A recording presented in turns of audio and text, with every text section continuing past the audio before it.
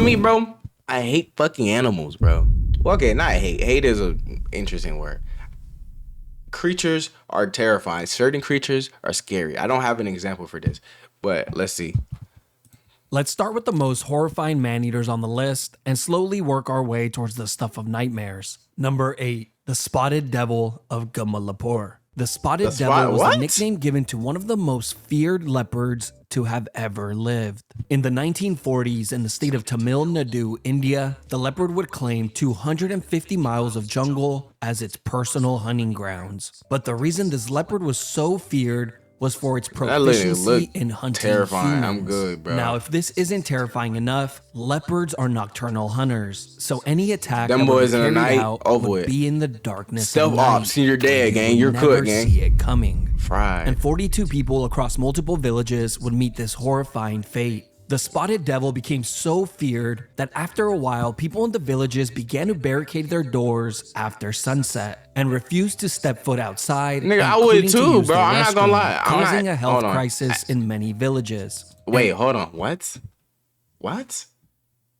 So because they didn't use the restroom because there was a big cat? Nah, I ain't In gonna its lie. frustration, the leopard would begin to enter homes through windows, What the roofs, or by any means necessary. Why? Snatching people in the dead of night and dragging them into the forest to be devoured. It wouldn't be until the famous hunter Kenneth Anderson was called for help that the leopard would finally be challenged. Anderson was a notorious hunter that specialized. What the fuck? You telling me I closed my door? The nigga, that's like a Minecraft. He on some Minecraft zombie shit, gang. What the?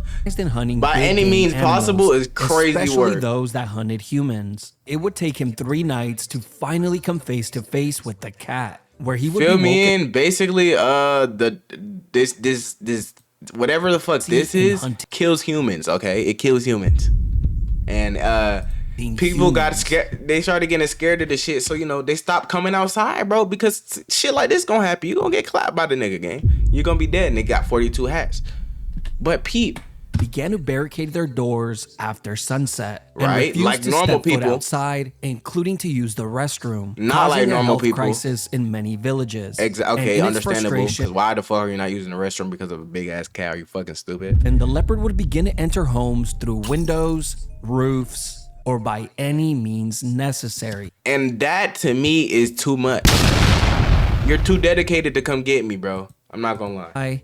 He would be alerted before Anderson looked up that night when it began to violently shake with uncontrollable fear. And when Anderson looked up at the roof, he would catch a glimpse of the devil before losing it in the darkness. Hell he then began to bruh. actively search for the cat. And after a few minutes had gone by, he would be alerted by a bark from the stray dog, causing Anderson to quickly turn around and seeing the leopard charging straight at him. And in that instant, he managed to let off 3 shots from his .45 caliber Winchester, killing the cat in its tracks. After examining the body, discovered porcupine quills lodged between the toes of the leopard's foot, an injury that prevented it from hunting its natural prey, resulting the animal to turn to human flesh. As for the Wait, what? After examining the body, Anderson would discover porcupine quills lodged between the toes Fuck a job. Straight unemployed. of the leopard's foot, an injury that prevented it from hunting its natural prey, resulting the animal to turn to human flesh. Oh, hell nah. So because it got stuck in the arms, it became... what? I guess. Damn, that's As for the stray dog that Anderson befriended during that hunt, he would actually go on to adopt him. Number 7, the Tigers of Chowgur. This was a pair of Bengal tigers consisting of an old tigress and her young adult cub, which over the course of 5 years managed to accumulate 64 confirmed kills. What? This all took place in the Kumal division in India from 1925 through 64? 1930. The pair of tigers would turn a 1,500 square mile mountain region into their own personal hunting grounds. This terrain would include these are multiple real stories. villages which they actively hunted. I They would hope. alternate attacks from village to village, as this tactic allowed them to catch the villagers off guard. And Wait, after 3 what years the of fuck? pure hell, So, like, why are they saying that like these niggas are sentient or something?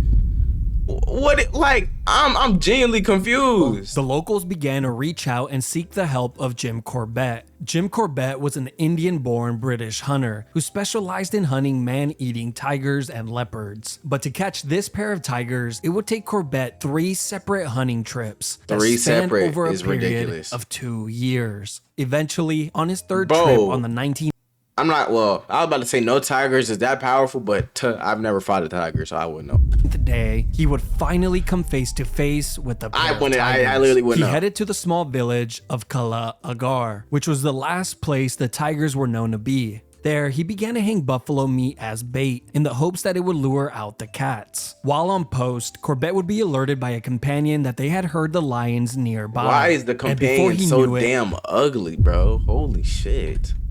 He would turn a corner and catch himself standing right in front of the tigress at a distance of 8 feet. No, bro. She was sitting next to a large boulder when Corbett would take the shot, killing her and putting an end to the attacks. He would then kill the young adult cub shortly after. Oh, damn, the cub? There's no you can't do nothing? Shit. Upon further investigation, he would discover that the tiger's claws and canine teeth were broken and her front teeth completely worn down, causing her to turn to humans as her primary source of food. Wait, so when they get injured or when something happens to them, did they just turn feral?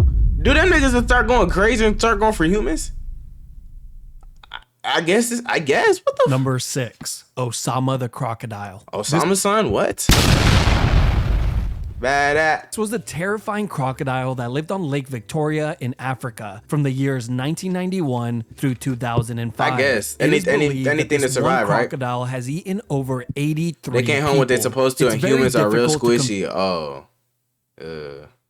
So remind me not to leave my house ever, okay? Remind me not to leave my house ever, because, what if you, bro, a death by this, oh my God. From these numbers, since the crocodile would oftentimes attack people that were fishing alone, and of course, would consume them whole. There have been multiple instances where pieces of clothing would wash ashore from someone who had recently went missing. But sadly, ripped pieces of clothing were not the only thing to wash ashore. Sometimes an arm or a leg would too. Oh, hell no. The locals have even reported seeing children dragged from shore after attempting to fill their buckets. But the horrifying nightmare doesn't stop there. The crocodile would even develop the skill of capsizing boats by slamming the boat from underneath, sending the fishermen These niggas are smart as shit. I don't get it, bro. Flying into the water, becoming easy lunch. This crocodile was such a menace that he would oftentimes just launch himself vertically out of the water and belly flopping directly onto people's boats. And you can't do nothing, gang. You literally can't do nothing. You're cooked. And out of all the people this crocodile attacked, only 15 of them would survive to tell the tale. But thankfully, in 2005, the crocodile would finally be caught. You can't even do nothing, gang. And made into luxury handbags.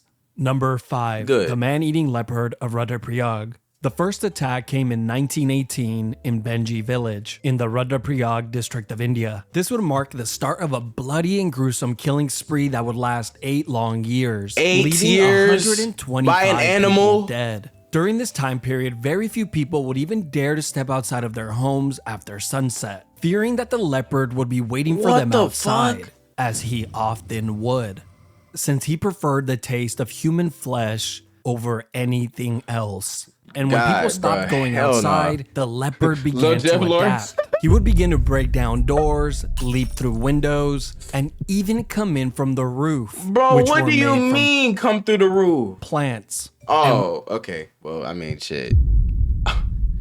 I mean, they had to use what they had to use at the time being, but it's once inside, he would grab the person and drag them out to the dark forest where he would devour them. Bro, I feel like there's a lot of deaths that's way better than this. I just wouldn't getting eaten by a man, like an animal like this. Hundreds of people met this fate. Units of Gurkha and British soldiers were sent in to track the animal down, but failed miserably. The British government even offered a handsome reward to anyone who could manage to kill the cat. And many well-known and famous hunters stepped up for the task and failed as well. But on the 2nd of May, 1926, I just don't understand. The legendary hunter Jim Corbett would personally take this. Jim Corbett catching W's, gang. What the hell? back to back. Task on for himself. himself. I remember. This would lead him on a 10-week hunt through the jungle where he would track the cat down and shooting it dead. That nigga track record good as shit, ain't it? Completing a task that many thought was impossible. They know he stamped. And after examining the body, Corbett would discover that there was nothing inherently wrong with the cat. So the nigga was just crazy. Nothing that would prevent it from hunting its regular prey, since it did have some bullet wounds from hunters who had recently missed its vital organs. But other than that, it was fine. Corbett came to the conclusion that the cat had developed a taste for human flesh when it was still very young. You see, a cholera outbreak occurred years prior, and many people who died from the disease would be taken to grave sites where they were left unburied. And to a young cat, this would have been easy food. But when the disease inevitably slowed down, the bodies did too, causing the cat's food supply to dwindle down. To go away, and the nigga started getting hungry. He got addicted, bro. Just like that Zot, bro. When my Zot, hey, I'm gonna go crazy, man. When that Zot run out, bro, I can't lie, bro. It hit different. It hit different every time, bro. I'm not even gonna lie. It hit different. So naturally, the cat began to hunt and consume the food that it had always eaten. Number 4, the man-eating lions of Tsavo. If there was any man-eating animal on the list that you might have heard of, this would probably be the one. The Tsavo man-eaters were a pair of male lions in the Tsavo region of Kenya. These lions would target construction workers who were working on the Uganda and Kenya railway between March and December of 1898. The pair of lions would stalk the campsites and strike in the dead of night by grabbing workers from their tents and dragging them out to devour them. Like, what the fuck? It's said that anywhere from 28 to 138 people met this fate. Around 30 Indian workers and an unknown amount of native African workers. That's not right. For some reason, no one kept records of the African workers that went missing. I mean, come on, bro. I'm not even gonna. That's why there's such an enormous disparity in the fatality count. And when we know why they didn't do that. Only one of the lions would enter the camp at night, taking one victim to be split among the pair. But as time went on, my third favorite after, bro. Why do you have favorites? Why do you like these? The pair of lions would become a lot more interesting bold, character. with both of them going into camps and each of them claiming a victim for themselves. These attacks would be carried out on an almost daily basis, with all the workers personally knowing someone who had went missing. It wouldn't be until hundreds of workers abandoned the job site, which caused the entire project to come to a complete stop, that the officials were finally forced to find a solution, sending in around 20 Indian soldiers to hunt the pair of lions down, what the where hell? they would go on to completely fail. But on December 9th, 1898, Colonel John Henry Patterson would catch one of these lions approaching camp. He would go on to tag it with a high-caliber rifle on the back leg and scaring it off, just for it to return back the same night, where Patterson would tag it once more, piercing its heart. The second lion, on the other hand, was an absolute tank. He managed to survive getting shot 9 times with 3 different guns. What type of purse was this nigga on? An 11-day period. And it wouldn't be until Colonel Patterson yet again placed the final shot on its head that the lion would finally be stopped. Okay, Colonel Patterson getting some lions are proudly displayed at the Field Museum in Chicago.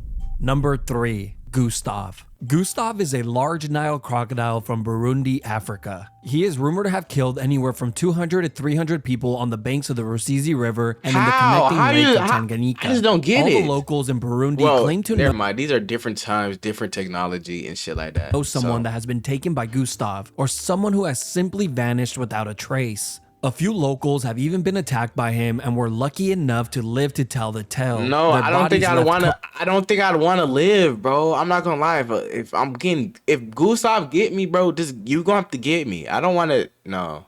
Covered in scars from the encounter. But here's the terrifying part. Not only is Gustav a man-eater who takes every opportunity he can to devour humans, he is also not a typical size for a Nile crocodile. In fact, what is he? He is much bigger, being the largest Nile crocodile to have ever been recorded. How, bro? Here's an image of your average size Nile crocodiles, and here is Gustav. Scientists have speculated that his unusually large size prevents him from hunting his regular prey, so he had to resort to other means. Gustav is easily identified by the scars across his body, the scars that were left after being shot multiple times with an AK-47. So he's taking AK-47 hits? The locals are now convinced that his hide is so thick that it actually makes him bulletproof. To this day, there have been multiple attempts to capture him, but have all ended in failure. And as far as we know, he still roams the river to this day. Cap. Number 2, Cap, the nigga. Pinar Cap. Maneater. The Pinar Maneater was a male Cap. leopard who was Cap. responsible for I call over Cap. Cap as 400 fuck. fatal attacks, Cap as which fuck. were That all nigga's carried gone, out gang. in the darkness of night. Well, This leopard shit. single-handedly That naive behavior, bro. Yeah, I'm about to say 762 nowadays. So he's getting them gone. I can't lie. terrorized the villagers in the Pinar out in the dark. It was responsible for over 400 fatal 400 attacks, deaths is which were all nasty carried work. out in the darkness of night. This leopard single-handedly terrorized the villagers in the Pinar region in Almora district of India during the early 20th century. Years would go by with the leopard having his way and picking villagers off with ease. The locals, gripped with fear, refused to even step 400 outside of their though? homes after sunset. The leopard would eventually adapt to this and began to snatch the villagers from inside of their homes, dragging them into the jungle. Yo, to it's the devour fact them. that these niggas are always going to adapt and find you in your crib. That's just not even fair. The leopard was so efficient in hunting humans that the government eventually had to step in and offer some assistance, the best way that they knew how. They called upon Jim Corbett, the legendary hunter who had a reputation for killing man-eaters. As we already How would Jim Corbett always coming back? covered some of his stories on this list. But to kill this elusive animal, it would take Corbett multiple hunting trips before he would ever even get a glimpse of the cat. Corbett would travel for days on foot through the desert. This nigga Jim Corbett probably got the best dad lore of all time, gang. What the hell? Nigga going on separate trips to catch one animal every time. And on his journey, he would even contract malaria. And that was still not enough to stop him. Once he finally reached the This nigga's a village where the leopard crackhead. was last seen, It's some he niggas would in the world set that's up a too base dedicated. on top of a tree, but not before tying up a small goat 30 yards away to hopefully lure out the cat. Hours would go by while he waited at his post, and as it began to get dark, the birds would be the first to give him a sign, as they would begin to act out in complete fear. And soon after, he began to hear something brushing against the bushes right next to him. Bro, what the and all fuck? he could do was sit and wait. And this would go on for a few minutes. But eventually, The whatever suspense was would in the kill me, gang. bushes slowly worked its way towards the small goat and killing it. And in the complete darkness, Corbett was forced to guess Let it where go. the monster Let could it go. be, Let it taking go. a shot towards the direction of the goat, Oh my followed by an God. angry grunt. And for a second, the scenery lit up from the shot, seeing the cat falling backwards and hearing it run back into the forest. The Oh, villagers hell were nah, persistent bro. and convinced Corbett to track the animal down that night instead of waiting for the morning like he wanted. He told them that the only way he would do it is if they promised to hold their ground if they came across the beast, as they would be the only source of light that he would have. They agreed and promised. They would then begin to track the blood trail left from the cat, following the trail through the jungle, when out of the darkness the cat would emerge, charging straight at them, with the local villagers running for their lives, and in their panic they began to trip over one another, dropping the torches to the jungle floor. And in the chaos, Corbett would take multiple shots at the leopard and killing it. He would go on to write in his book that if the locals had not fallen down and tripped over each other, he would have been left standing there in the complete darkness, and the cat might have been the one walking away instead of him. What the? Number This nigga one, lore is the overly, devil bro. of India. This is the single deadliest animal to have ever lived, and would make one hunter an absolute legend. The devil of India was a Bengal tigress responsible for an estimated 436 deaths, which she acquired in Nepal and the Kumal division in India from the late 19th and early By 20th fucking century. one single tiger, bro. The tigress was even entered into the Guinness Book of World Records for holding the largest number of fatalities by a single animal. The killings first began in western Nepal, where the villagers were tormented and eaten for 3 long years. Hunters would eventually be sent 400 in in to a matter track of the 3 animal down, years.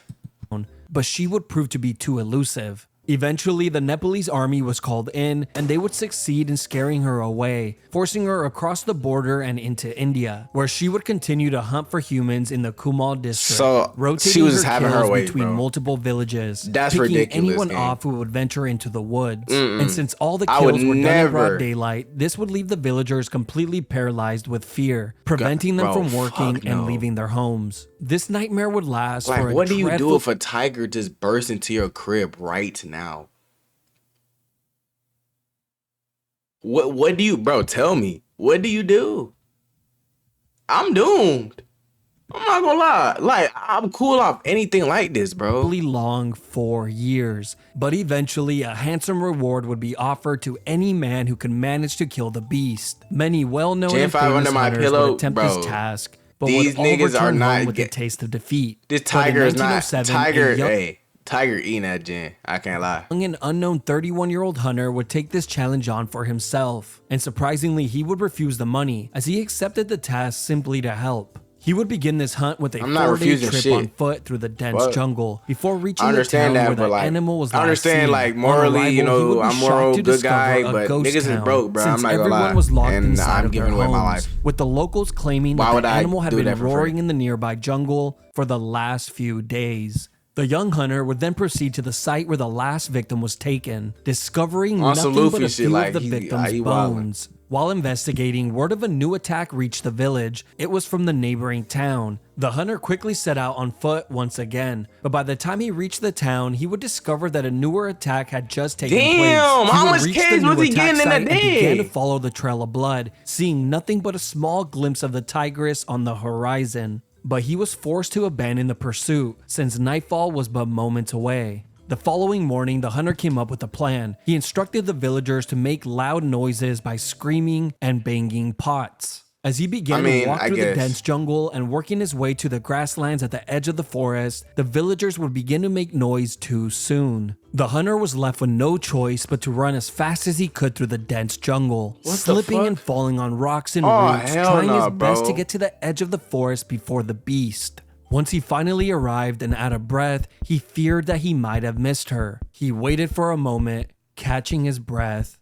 There she go though. Appeared, walking out of the forest like he predicted. Oh my God, he would ready his rifle and take the shot, wounding the animal on the back leg. As the giant cat began to climb over a rock, the hunter took his second shot and missed. Oh my God. With the cat over the rock and out of sight, the only option left was to track her down. Once Get her he climbed going, over bro. the rock to see where the animal had gone, she would instantly appear standing on top of another rock where she would begin Ready to to charge get that him nigga head game. on. And in that instant, He let it go. He let it go. the hunter would let off his third shot, sending the animal from a complete charge to collapsing onto the floor. Laying on the grass, she would take her last and final breath. What the fuck? Upon inspecting the body, the hunter found that the tiger's top and bottom jaw were completely broken. A hunter long ago, before she was ever a man-eater, attempted to kill her for sport, permanently injuring her. Oh my God. So like one person does something and now everybody got to feel for that shit? Holy fucking shit.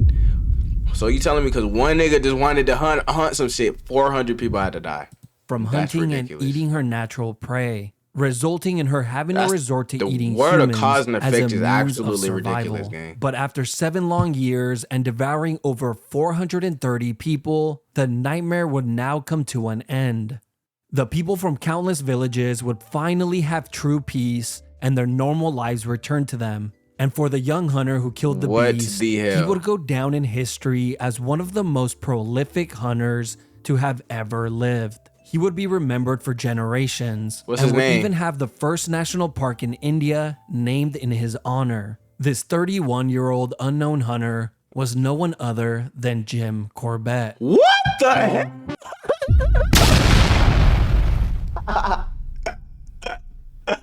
Yo, that one Jim Corbett got 4. He's down. Hey, that's overly, bro. Jim gonna get that bit done every trip.